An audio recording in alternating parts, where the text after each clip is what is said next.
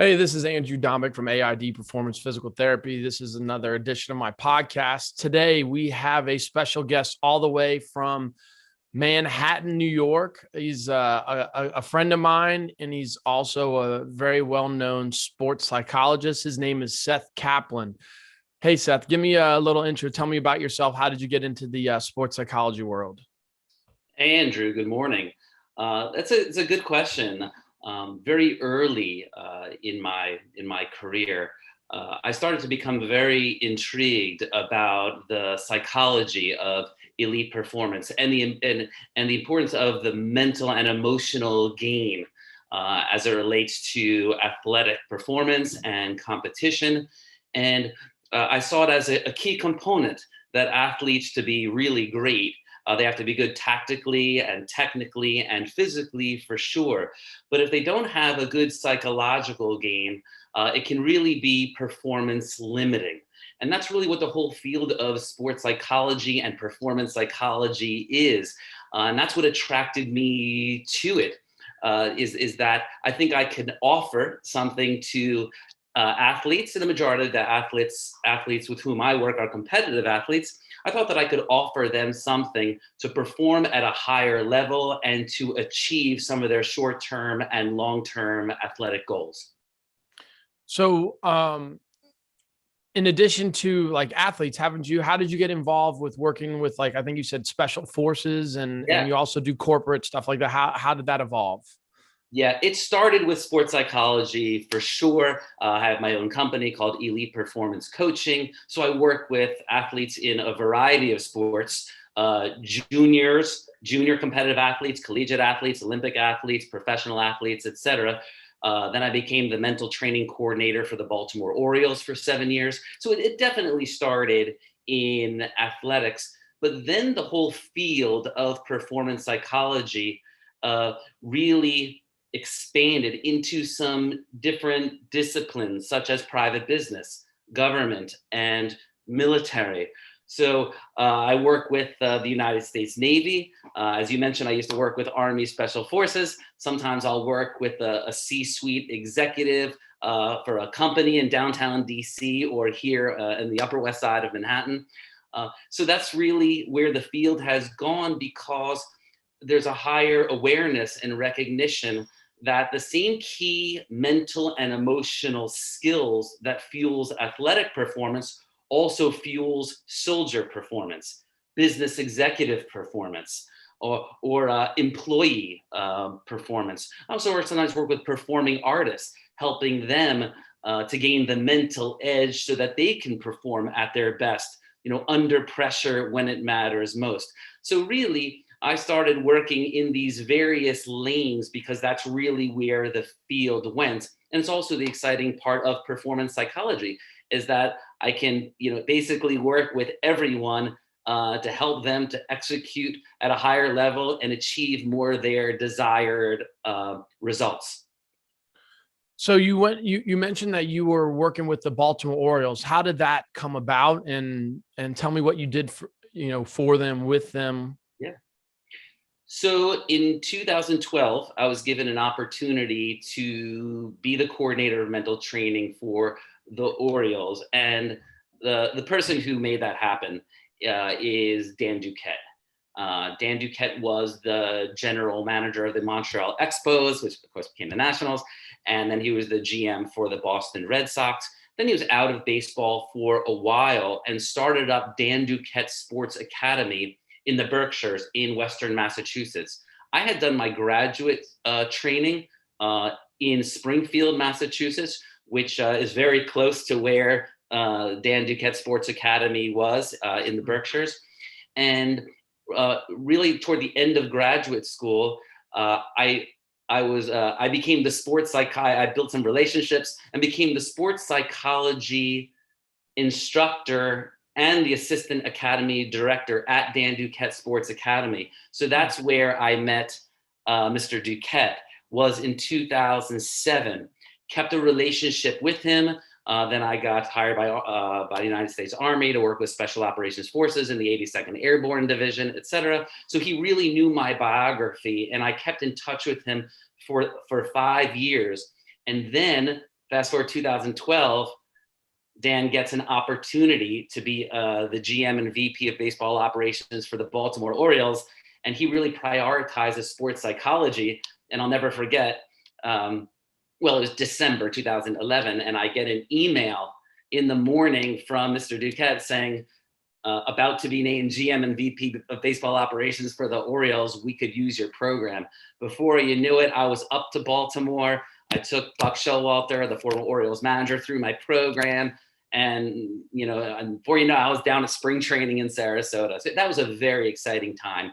And I worked primarily with pitchers and primarily in the minor leagues. So I did some work with the Orioles, the parent club, but then, we had 7 minor league teams. So I would rove to the various minor league teams, and I would work with all the key pitching prospects in our organization, and help to develop them. And hopefully, if they improve, then they work their way up through that minor league pipeline. And then, of course, the idea is, from a player perspective, is to get the phone call and achieve that dream of making it all the way up to the Orioles. But the other thing I would say about that is developing them not only can help us, well, I say us being, I'm not with the Orioles anymore. Not only does that help us to have homegrown talent, but if they develop, it gives my general manager some options in case he makes a trade to fill in some pieces. So that was my job. My job was to help to develop our key pitching prospects, and we did some really good things in the 7 years that I was there. So very, very proud of that, the work we did during that time frame. So my background is in physical therapy and also some performance training. And we deal with a lot of injury, more so than, we'll add performance on the back end. There are some kids that will come for a little bit of performance. So did you have to deal with not only the performance part, but any injury issues with some of these top prospects? I mean, high draft picks, there's a lot of money invested. It's a huge business. How did you have to deal with that with any of your pitchers in the farm system? Oh, all the time. And that is, it is a part of sports psychology. The majority of the work is you're working with a healthy athlete or an Orioles pitcher and giving them some education and tools and techniques to apply with, so that they execute with confidence and trust. And so they're not really thinking about anything. They're not putting any pressure on themselves. They're just out there confident and carefree. And when you're in that more desired mental and emotional state, then the body follows. So it's sort of psychophysiological. It starts in here, and then the body follows. So now you're confident, trusting, but you're also loose and you're fluid. And when you have, where you want to be in mind and body, then you find that your talent and ability, your skills really transfers over onto the field or onto the pitching mound if you're a pitcher. So that's the majority of the work that is done by a sports psychology consultant. But as you mentioned, there are so many aspects to the job. And another one of it is something called the psychology of injury recovery. And one way to look at it is in 3 pieces. One is, let's say you suffer an injury, and that transition out of sport, let's say onto the disabled list, we'll say baseball, that transition can be difficult. And when you're actually on the disabled list, being able to cope and thrive while you're off the field and watching everyone else execute on the field and sometimes advancing past you is a very difficult space to navigate. So it's the transition out of sport where you suffered an injury, then the period of time where you're on the disabled list doing your rehabilitation and recovery. And then that transition back into sport once you get medical clearance. There's also some issues there. So my job as the sports psychologist is to help these athletes and pitchers to make effective injury transitions out of sport while they're out of action, and then facilitating that transition back into sport. And of course, we can talk some specifics within there and some things to be very cognizant of if you're an athlete.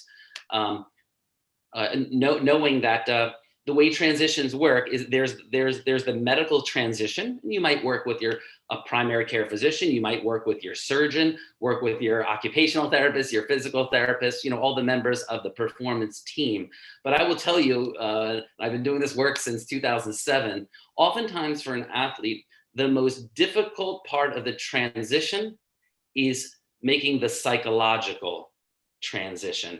So that in that context, in terms of injury transitions and rehab and recovery, the sports psychologist plays a key role in addition, of course, to the OTs and the PTs and the surgeons. We're kind of all part of the performance team. And that's where the whole field is going, this integrated approach, putting a really high quality performance team around the athlete and more. And I will tell you, more athletes and coaches and businesses and organizations are really recognizing that fact that performance is not just sort of tactical and technical and physical.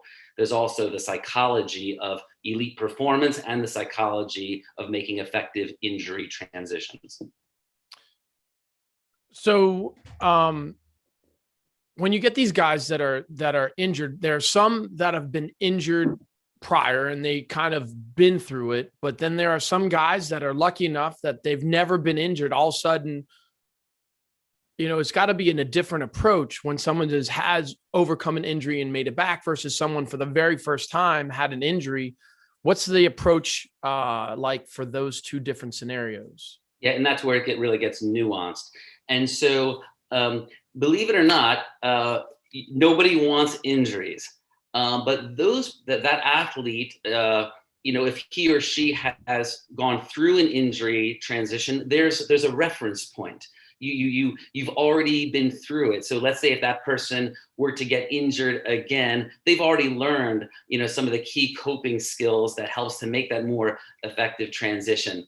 So you don't want to get injured, but if you have been through that, if you have a successive injury, you sort of have some tools at your disposal because you learned a lot in that initial transition.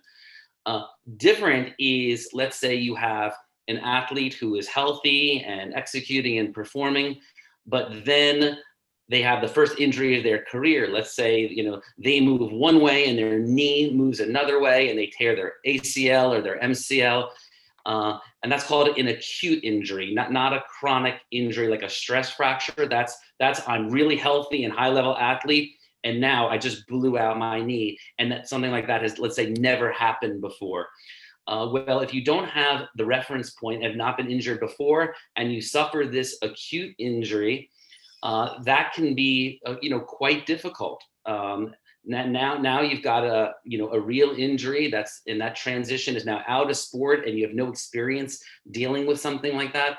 And that's where the sports psychologist and the athlete work together and try to make sense of this. And how do I still cope and thrive and stay positive and engaged in this very, very new environment? So it is, there really are differences. And one little key component of this as well is if the athlete is something called identity foreclosed. So identity foreclosed means, let's say, all of the athlete's identity is wrapped up in sport. Like let's say, this is who I am. If you that is a predictor of making a transition to be more difficult if you are identity foreclosed, because you feel like everything has been taken away from you, and what's really left? This is who I am. This is what I do. And there's lots of examples in in sports. What was the name of the MMA fighter who she was on top of the world, came out of the judo ranks and just beat everyone till Holly Holm knocked her out? Do you remember what her name was? I just can't think of it off the top of my mind. I know. It's just, but anyway. I can see her face. She went into acting too. I think. Yes, exactly. Ronda Rousey. Ronda Rousey. So the deal with Ronda Rousey. High five. So Ronda Rousey is a very good example of somebody who is really identity foreclosed. She suffered a defeat sort of in front of the world and replayed on videotape and viral, and nobody ever thought that she would lose. And she ended up, in the hospital with something called suicide ideation.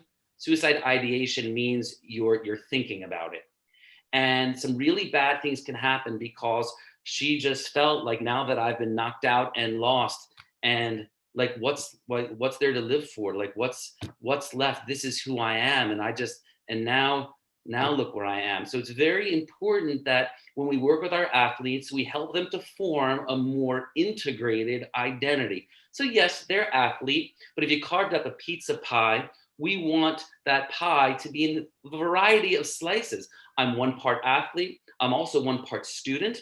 I might be daughter. I might be brother. I'm interested in lots of different things. Very, very important that while athletics is important, it might even help you to get a scholarship. We want really well-rounded children as they go through adolescent development so that they do not become identity foreclosed. And when it comes to injuries, that sometimes can really come to the forefront.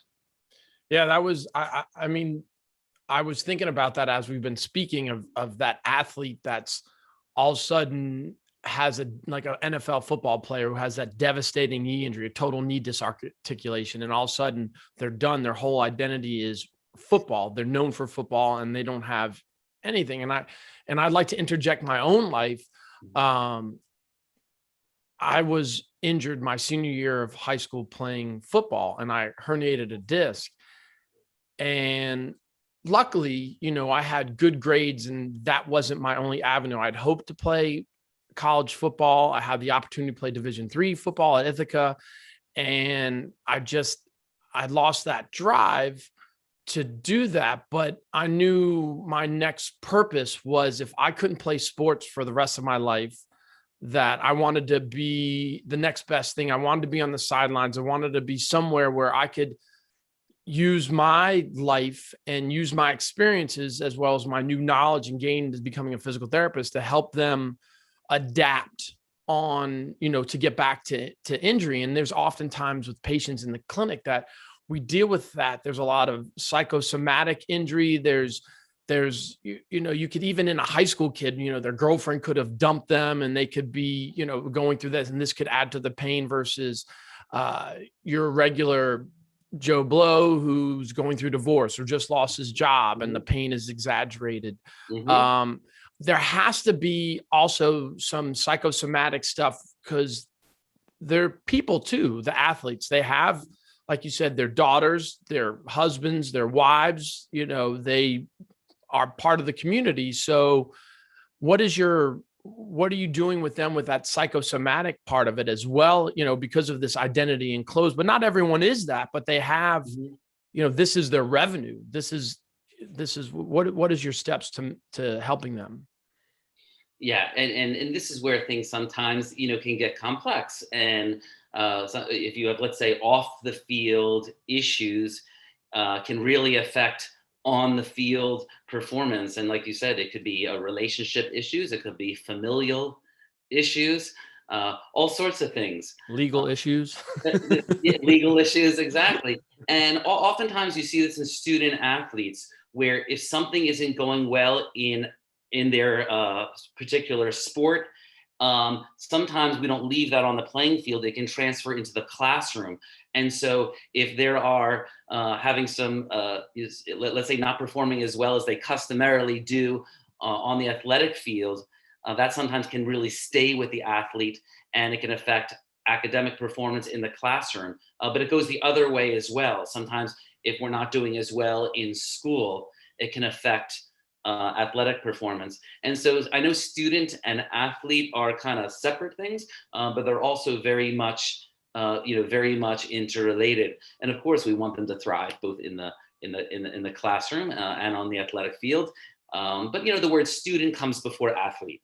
And so when I'm working with someone, let's say in middle school or in high school, or even a collegiate athlete, we want to take a more balanced and more integrated approach and put together sort of a mental training plan that really helps them to thrive in both lanes, but then also to have a social life, because between academics and the demands from coaches in athletics, sometimes there isn't any time for yourself or social activity. So that part can suffer. And now you're watching your friends, do some fun things, but your academic and athletic requirements are so great that you find yourself not having that much fun. So all of these things, really build together. And again, the role of the sports psychology consultants is to help athletes really in all aspects of their of their lives, and oftentimes that is the case, even though you might get hired or retained just to help to have them to more consistently perform at a high level on the field. You find once you get within that space of a consultation, a one-on-one with the athlete, other things come into the equation, and you just have to have the background education and training to be equipped to work with an athlete, especially if a myriad of things are presented to you. Is it ever too early to work with a sports psychologist? Like, how young do you start working with these kids? Do they have to be this precocious athlete, or can it be just your run of the mill, kid that's just trying to get a little bit more playing time on the field? Or, what is the youngest person that you've worked with, and how early do you recommend starting with a sports psychologist? It's a great question. I work with athletes age 12 and up. The advanced 11-year-old, okay, but that's after doing an assessment. Well, just because the nature of the work is education application, and you have to be able to comprehend and understand what we're doing and why we're doing it, but then able to apply some tools and techniques. And I find that once you get below age 12, the learning and understanding piece might be there. Like, what is this sports psychology? What is this mental conditioning? Sometimes at 10 or so, they can kind of understand it, but in terms of their focus and prioritizing it and systematically applying it, which is required, that's a little bit harder to do. And I find just through trial and error that age 12 and up, and some parents don't like to hear that, because believe me, over the years, I've had lots of parents who want me to work with their 10-year-old, and I tell them no. One, they have they have time on their side, but also I think it will be less effectual at that age, and I want them to get a good sort of return on their investment. So I'm doing it for the benefit of the son or for the benefit of the daughter. And I do think that they appreciate it. So it's not really a reflection on the skill of the practitioner consultant type, someone like me. I just don't think that it's impactful at that age. But at the same time, I will say that, especially with athletes, and let's say you have a competitive athlete who wants to try to maybe get play varsity or even get a scholarship at a Division I or a Division II school. I think the earlier that you do some of this mental and emotional skill development, the better. And I see it all the time where you'll have an athlete who's very good tactically, and they have a good tactical approach, and then they develop a good technical skill set to be able to execute that tactical plan. And let's say they even have the physical piece: power, strength, speed, endurance, agility, flexibility, some stuff, of course, that's right in your wheelhouse, Andrew.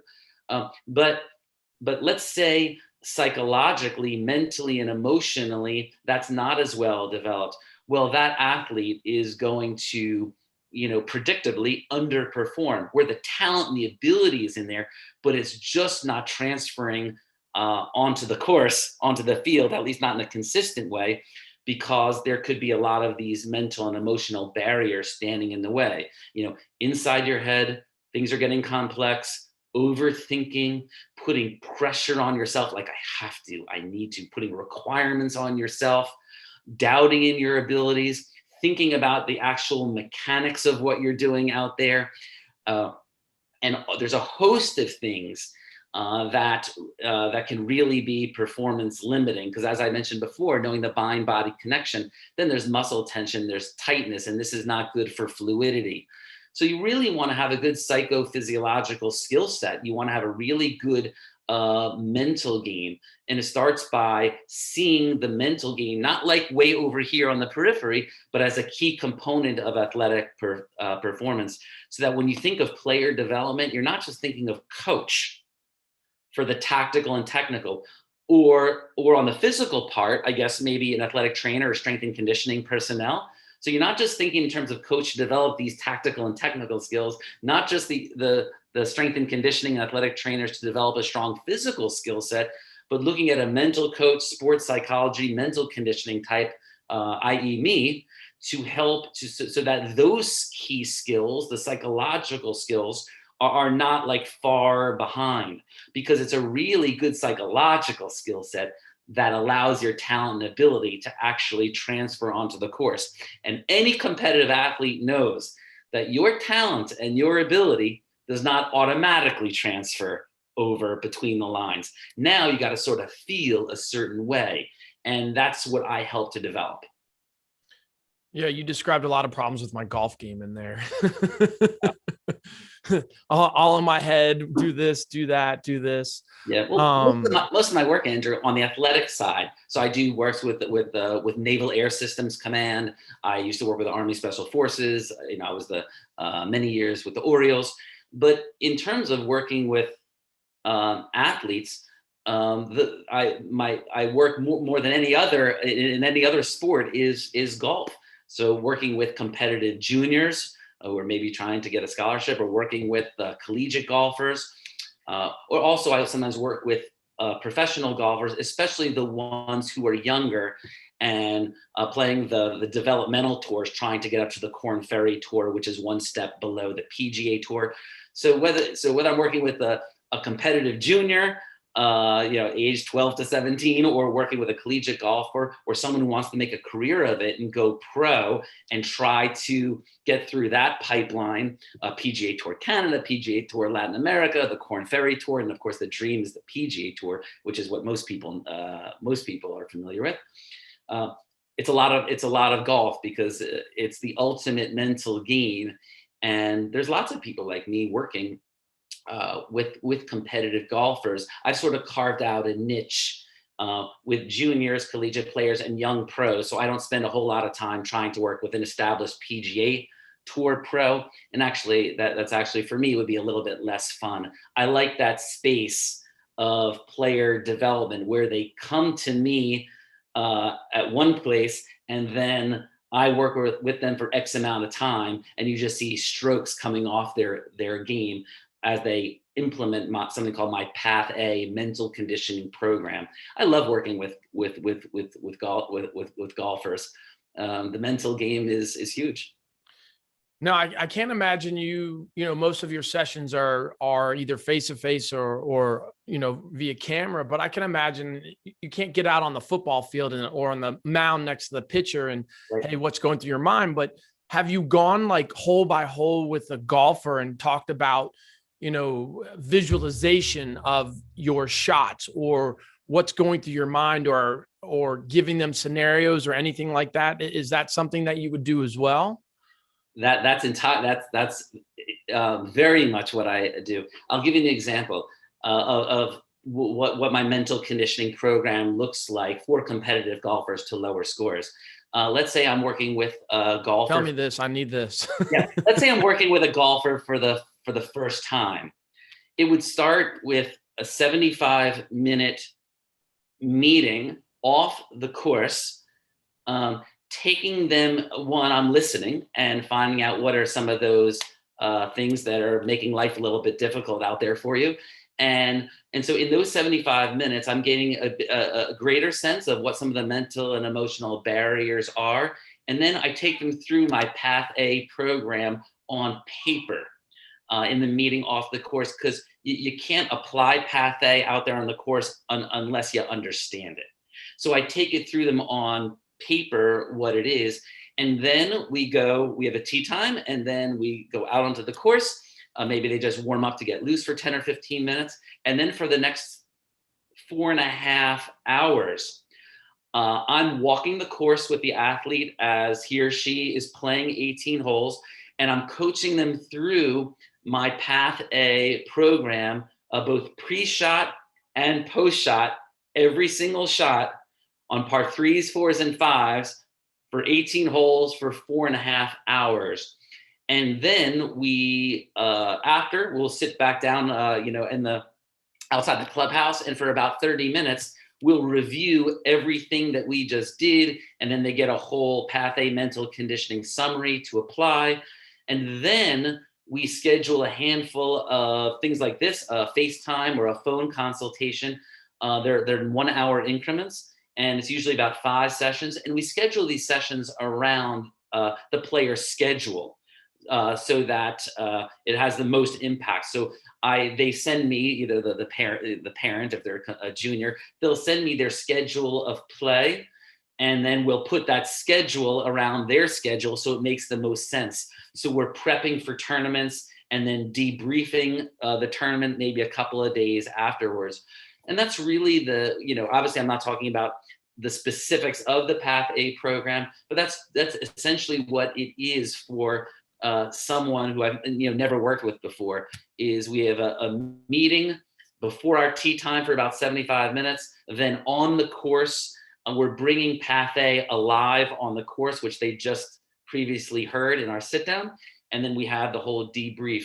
Sometimes what I will tell you is that while on the course, the coursework is just myself and the athlete, but the 75-minute meeting and the debrief often is myself, the athlete, and sometimes it's with their parent, especially if the parent is very involved in their golf life. And it's almost necessary for me to triangulate that, because while I can't take the parent through my Path A program, that's just for me and the athlete, they have to have some knowledge of what we're doing to get on the same page so we can speak the same language. Because the last thing you want is for the parent to be communicating things to the child, to the player, that runs counter to my Path A program. So when I send a 2-page summary, I send it both to the athlete and the parent to get them on the same page. And most parents, they just want the best for their child. But if you have a really involved parent, they could be reinforcing, they could be part of the problem and reinforcing so many of the things that are making life a little more difficult out there. So sometimes the sports psychologist is working with the athlete, but sometimes that triangulation is me, athlete, parent, me, athlete, coach. Sometimes you have to bring all the parties together so that communication is really clear. Like, this is what we're doing, this is why we're doing it, or this is what we're not doing, and this is why we're not doing it, so that you sort of sync up. Because when that is fractured, the person who pays the price is the athlete himself or the athlete herself.